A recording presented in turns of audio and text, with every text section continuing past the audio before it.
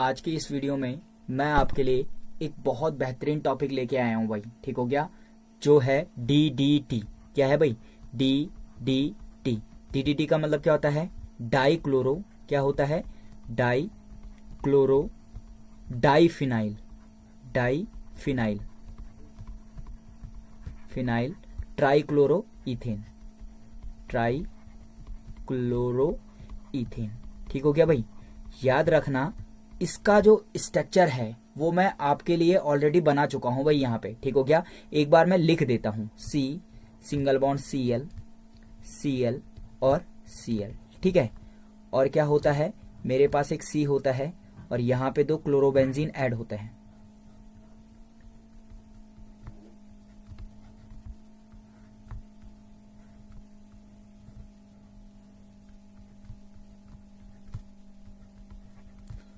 क्या है यहाँ पे? H है। ठीक हो गया। अब देखो भाई, पेपरों में कभी इसका आईपीएसी नोमेनक्लेचर पूछ लिया जाता है, तो देखो नंबरिंग यहाँ पे होगी। ठीक हो गया, फिर दूसरी नंबरिंग, 2 ही तो कार्बन है। देखो 1 पे 3 क्लोरीन है, 1 2 और 3, तो क्या बोलेंगे? 1,1,1। ठीक हो गया। क्या है इस पे? ट्राईक्लोरो। क्या है भाई? ट्राईक्लोरो। ठीक हो गया, फिर 2,2। ठीक हो गया। 2 तुम्हारे पास क्या है? क्लोरोबेंजीन के ग्रुप है। ठीक हो गया। याद रखना, इसको क्या बोलते हैं आईपीएसी में? देखो भाई, ये तुम्हारी मेन पोजीशन हो गई, यहाँ पे ऑर्थो, ये मेटा और ये क्या हो गया? पैरा। तो इसको क्या बोलते हैं?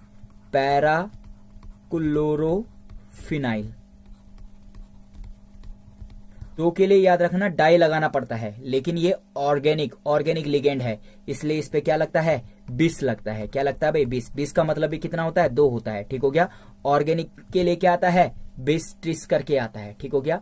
तो ये 2,2 देन क्या आएगा? डैश बिस। ठीक हो गया। फिर तुम क्या करोगे? ब्रैकेट के अंदर इसका नाम लिखोगे। नाम क्या लिखोगे? Para chlorophenyl. क्या लिखोगे? Para chlorophenyl, para chlorophenyl. और उसके बाद क्या है भाई? याद रखना, 2 ही कार्बन है तो इसको क्या लिखेंगे? इथेन। ठीक हो गया। याद रखना, काउंटिंग यहां से भी तो हो सकती थी, लेकिन दोनों के दोनों सब्स्टिट्यूएंट है, और सब्स्टिट्यूएंट में एक क्या आ रहा है? क्लोरो का C आ रहा है और एक पैरा का P आ रहा है। ठीक हो गया। तो C पहले आता है, इसलिए काउंटिंग कहां से स्टार्ट की है? ये वाला 1 और ये वाला क्या हो गया? 2। तो ये बहुत इंपॉर्टेंट पार्ट था भाई, इसलिए मैं इसको सबसे पहले डिस्कस कर रहा हूं भाई। ठीक हो गया।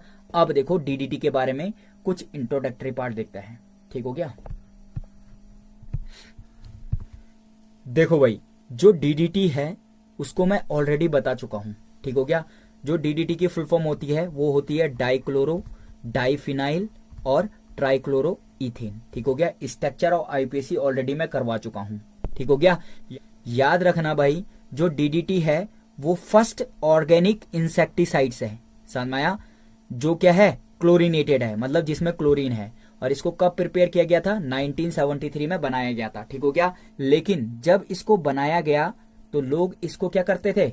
इंसेक्टिसाइड और पेस्टिसाइड की तरह काम नहीं करते थे। ठीक हो गया। इंसेक्टिसाइड मतलब इंसेक्ट्स को मारने के लिए, पेस्टिसाइड मतलब खेत वगैरह में डाल दो तो इंसेक्ट मर जाएंगे भाई। ठीक हो गया।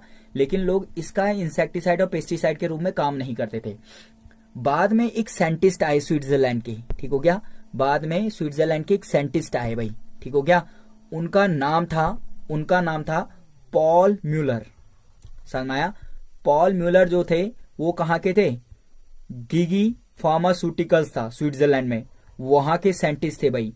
उन्होंने इसे एज अ पेस्टिसाइड के रूप में काम करना स्टार्ट करवाया भाई 1939 में। ठीक हो गया। इसका यूज उन्होंने किसके रूप में किया? पेस्टिसाइड्स के रूप में किया। ठीक हो गया। पहले इसे एज अ पेस्टिसाइड नहीं जाना जाता था। 1939 में एक साइंटिस्ट आए, पॉल म्यूलर। ठीक हो गया। उन्होंने इसको पेस्टिसाइड के रूप में या इंसेक्टिसाइड के रूप में यूज किया भाई। ठीक हो गया। इस काम के लिए उनको 1948 में मेडिसिनल केमिस्ट्री और फिजियोलॉजी में क्या मिला? नोबेल प्राइज मिला। क्या मिला भाई?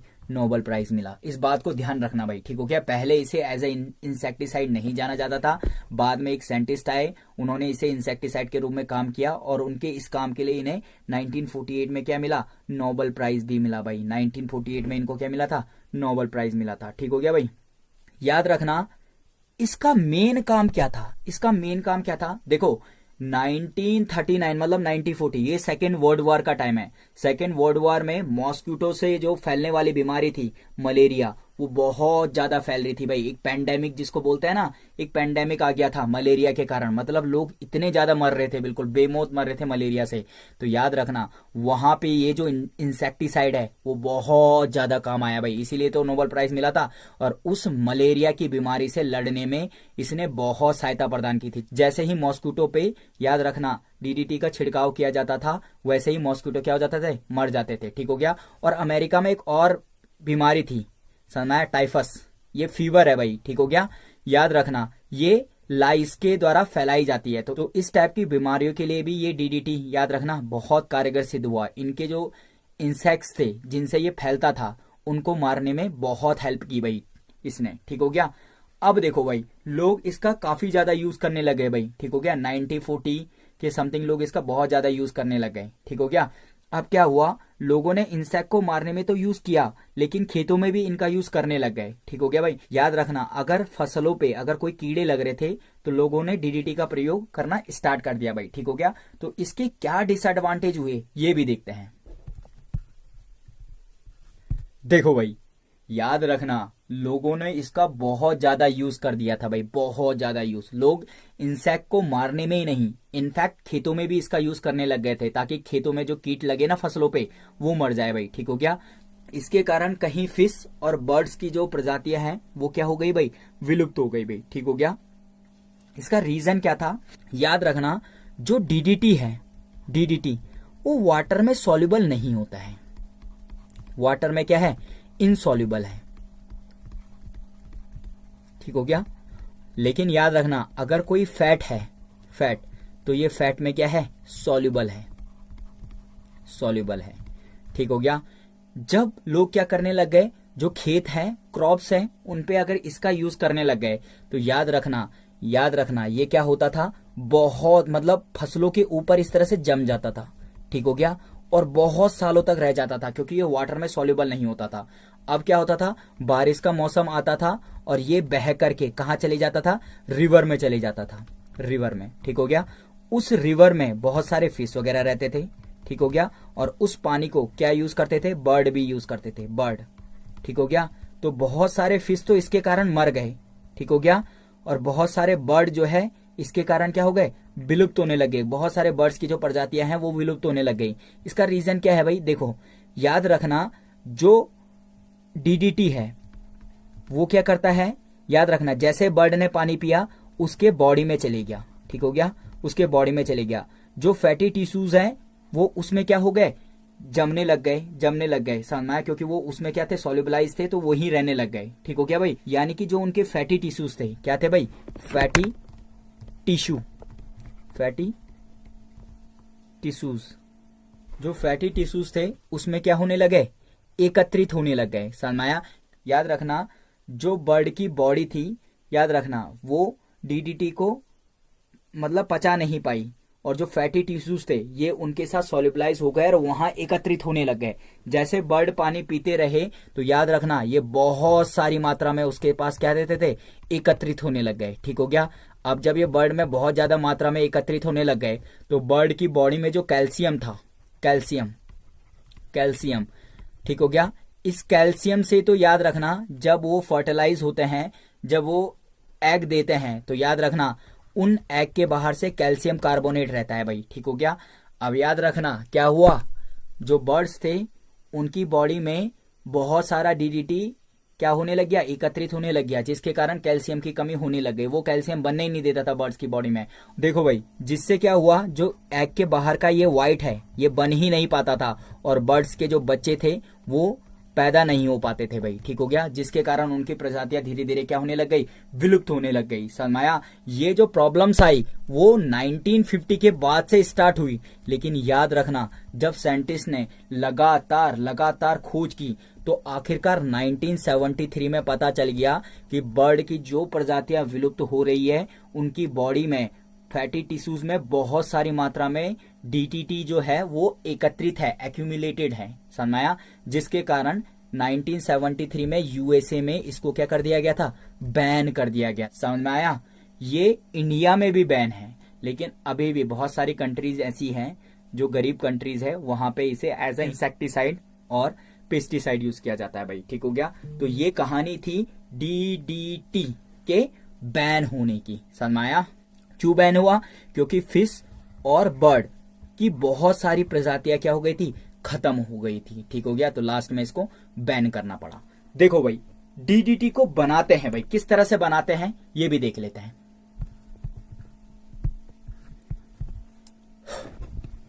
देखो भाई, डीडीटी को बनाने के लिए तुम्हारे पास क्लोरल होना चाहिए, CCl3, C double bond O और H, ये तुम्हारा हुआ क्लोरल। और दो तुम्हारे पास क्या होनी चाहिए, तो तुम्हारे पास होनी चाहिए ये क्लोरोबेंजीन Cl और एक क्लोरोबेंजीन और, यानी कि दो मॉलिक्यूल हमारे पास क्या होनी चाहिए, क्लोरोबेंजीन होनी चाहिए भाई। ये H बाहर निकालो, ये H बाहर निकालो। ठीक हो गया। याद रखना, जब तुम कॉन्सेंट्रेटेड H2SO4 इसमें यूज करते हो, H2SO4, तो याद रखना ये डिहाइड्रेटिंग एजेंट की तरह काम करता है। क्या यूज करता है इसका, dehydrating agent, dehydrating agent, dehydrating agent की तरह इसका यूज करता है। ठीक हो गया। और ये क्या करता है, लास्ट में वाटर जो है, पानी जो है, पानी का मॉलिक्यूल बाहर रिलीज कर देता है भाई। ठीक हो गया। तो ये आपस में क्या हो जाएगा, H2O बाहर निकल जाएगा और बाकी सब चिपक जाएगा। तो ये क्या बना, Cl, C, Cl, Cl, single bond C,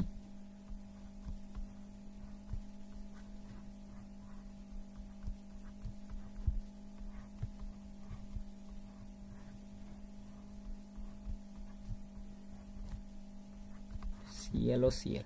ठीक हो गया। इसी को बोलते हैं DDT। ठीक हो गया भाई। तो क्या बना, मेरे पास क्या था भाई, क्लोरल था, क्लोरल, और क्या था, दो मॉलिक्यूल थे, किसके, क्लोरोबेंजीन के। जब इनको आपस में मिलाया गया in the presence of concentrated H2SO4, तो उसने DDT जनरेट कर दिया। कॉन्सेंट्रेटेड H2SO4 का यूज क्या था, इसका यूज है डिहाइड्रेटिंग एजेंट की तरह। ठीक हो गया। जिसके कारण लास्ट में वाटर का मॉलिक्यूल बाहर रिलीज हो गया भाई। ठीक हो गया। देखो भाई, तो यहां पे मेरे पास था क्लोरल और दो मॉलिक्यूल थे क्लोरोबेंजीन के। In the presence of concentrated H2SO4, ये किस में कन्वर्ट हो गया, DDT में कन्वर्ट हो गया। यहाँ पे H लगाओ। और ये जो याद रखना, कॉन्सेंट्रेटेड H2SO4 था, वो डिहाइड्रेटिंग एजेंट था, जिसकी वजह से H2O का मॉलिक्यूल कहाँ चले गया, बाहर रिलीज हो गया भाई। ठीक हो गया। तो कॉन्सेंट्रेटेड H2SO4 किस लिए यूज किया गया था, डिहाइड्रेटिंग एजेंट की तरह यूज किया गया था। ठीक हो गया। अब याद रखना, मैं बात करूंगा मैकेनिज्म की। मैकेनिज्म, ये जो मैकेनिज्म है भाई, याद रखना बुक्स में आपको मिलेगी नहीं। याद रखना, ये जो अगर 12th वाले देख रहे हैं ना, 12th वाले जिनके बोर्ड एग्जाम है, उनके लिए ये मैकेनिज्म बहुत बेनिफिशियल होने वाली है भाई। ठीक हो गया। अगर वो मैकेनिज्म पेपर में लिखते हैं ना, तो याद रखना उनको फुल मार्क्स मिल सकते हैं। तो इस मैकेनिज्म को बहुत ध्यान से देखना भाई। मेरे पास है chloral Cl3, C double bond O और H। ठीक हो गया। और हमारे पास है कॉन्सेंट्रेटेड H2SO4, मैं इसे HSO4 लिख देता हूं। समझ रहे हो। याद रखना क्या होगा, ऑक्सीजन के पास लोन पेयर होते हैं, वो लोन पेयर क्या करेगा, H को अपनी तरफ को खींच लेगा, क्योंकि H2SO4 एसिड है, तो वो आराम से H+ आयन दे देगा भाई। ठीक हो गया। तो क्या बना, C डबल बॉन्ड O और H, और इस पे क्या आ जाएगा, पॉजिटिव चार्ज आ गया। याद रखना इससे क्या फायदा हुआ, याद रखना पॉजिटिव चार्ज अगर ऑक्सीजन पे आया तो उसकी इलेक्ट्रॉन निगेटिविटी क्या हो जाती है, बढ़ गई भाई। ठीक हो गया। अब वो ज्यादा इलेक्ट्रॉन क्या करने लग गया, कार्बन से लेने लग गया, जिसकी वजह से यहाँ पे क्या हो जाएगा, डेल पॉजिटिव, मतलब इस कार्बन की इलेक्ट्रोफिलिसिटी इंक्रीज होगी और ये एज अ इलेक्ट्रोफाइल काम करेगा। क्या करेगा भाई, एज अ इलेक्ट्रोफाइल काम करेगा। तो याद रखना वो H+ का क्या काम था, कार्बन की इलेक्ट्रोफिलिसिटी इंक्रीज करना है। ठीक हो गया। और मेरे पास है यहाँ पे क्लोरोबेंजीन। क्या है भाई, क्लोरोबेंजीन। याद रखना जो क्लोरोबेंजीन होता है वो इलेक्ट्रोफिलिक सब्स्टिट्यूशन रिएक्शन देता है। और याद रखना जो इलेक्ट्रोफाइल है या तो वो ऑर्थो पोजीशन पे आता है या तो वो पैरा पोजीशन पे आता है, समझ रहे हो। तो देखो भाई यहाँ पे कौन सी पोजीशन पे आएगा, पैरा पोजीशन पे आएगा। क्यों आएगा अभी बताऊंगा। तो देखो भाई इसने क्या किया, यहाँ पे अटैक किया, जिसकी वजह से ये बॉन्ड यहाँ पे, ठीक हो गया। तो बनाओ भाई,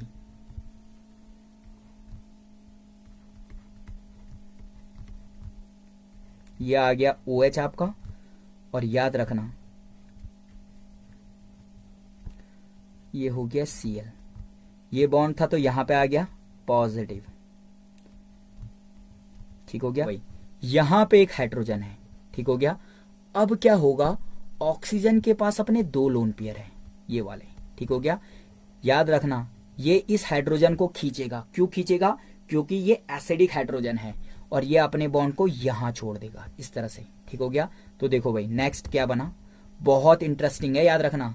तो Cl3C सिंगल बॉन्ड C, ये क्या आ गया OH2, और क्या आ जाएगा पॉजिटिव, क्योंकि लोन पेयर डोनेट कर रखा है भाई, ठीक हो गया, सिंगल बॉन्ड, और ये बन गया तुम्हारा, देखो भाई ये वाला Cl, ठीक हो गया भाई। याद रखना अटैक पैरा पे ही क्यों हुआ, इलेक्ट्रोफाइल पैरा पे ही क्यों आया, क्योंकि ऑर्थो पे आता तो इतना बड़ा ग्रुप था भाई, ये वाला ग्रुप, ठीक हो गया।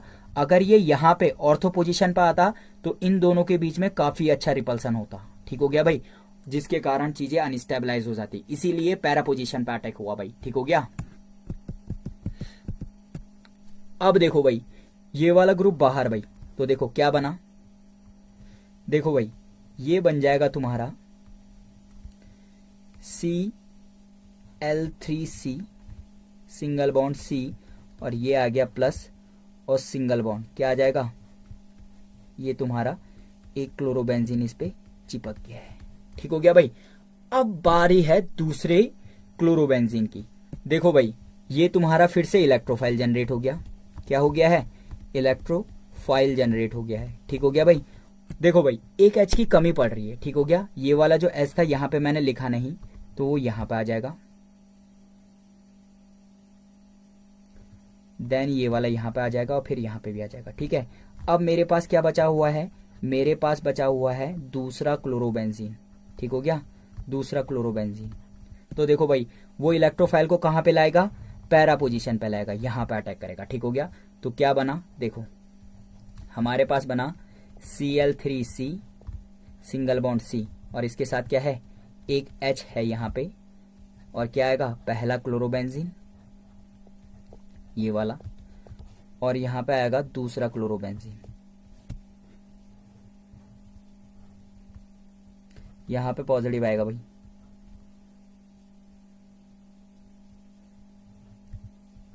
ठीक हो गया। ये वाला जो हाइड्रोजन है वो एसिडिक इन नेचर है, ठीक हो गया। लास्ट में याद रखना ये शुरू में इसने एक H दिया है, HSO4 ऐसी ही है, ठीक हो गया। तो क्या होगा, जो HSO4 था, HSO4 माइनस था, वो इस हाइड्रोजन को ले जाएगा ये वाला करके, और ये बॉन्ड यहाँ तोड़ देगा, और जो DDT में कन्वर्ट हो जाएगा। तो क्या बनेगा, Cl3C सिंगल बॉन्ड C, यहाँ पे क्या है, एक H है, और पहला क्लोरोबेंजीन यहाँ पे, और दूसरा क्लोरोबेंजीन यहाँ पे। तो हमारा क्या बन गया है, DDT बन गया भाई, ठीक हो गया। बहुत इंटरेस्टिंग मैकेनिज्म थी, और मैंने बहुत आसानी से आप लोगों को समझा दिया भाई, ठीक हो गया। तो ये मैंने पहले बताया कि DDT का IPC नोमेनक्लेचर क्या है, देन इंट्रोडक्शन दिया, देन उसके बाद बताया कि ये क्लोरल और क्लोरोबेंजीन से बनता है भाई, ठीक हो गया। और फिर इसके बाद मैकेनिज्म बताई भाई। तो ये DDT का एक कंप्लीट पैकेज मैंने आप लोगों को दिया भाई, ठीक हो गया। तो होप आप लोगों को ये वीडियो बहुत पसंद आई होगी भाई। तो इस वीडियो में इतना ही। Thanks for watching.